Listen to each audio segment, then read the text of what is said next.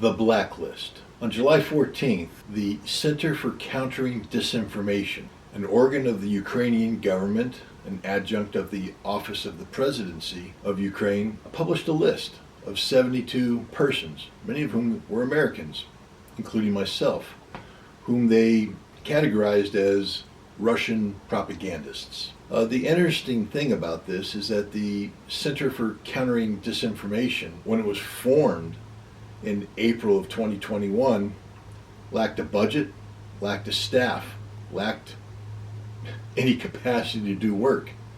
And yet, a little more than a year later, they're publishing a list of 72 Russian propagandists. How did this come about? One needs only look to the United States Congress, which on May 21st of this year passed a law, Public Law 117-128, dealing with an appropriation of monies for Ukraine. Among the money appropriated was about $8.7 billion that could be used for emergency funds, including paying the salaries of Ukrainian civil servants.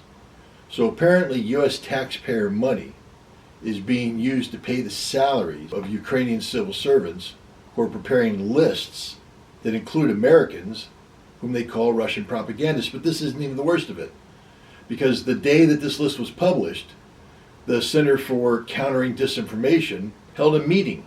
It was attended by representatives of the United States State Department, and during that meeting, the acting head of the Center for Countering Disinformation proclaimed that the people on this list should be categorized as information terrorists. Now, this is unacceptable on any number of levels, but most importantly, as an American, this would represent the abrogation or the suppression of my freedom of speech, a constitutionally protected right. Now, normally one wouldn't say that the Ukrainian government can abridge freedom of speech because they're the Ukrainians, I'm an American. But the Ukrainian government could only assemble this list because of money that was authorized by the United States Congress. And the First Amendment of the United States Constitution prohibits Congress from enacting any legislation or law that infringes on free speech. Congress has done just that. This is unacceptable. This is un-American. This is unconstitutional. This is my 2-minute topic. Remember, knowledge is power.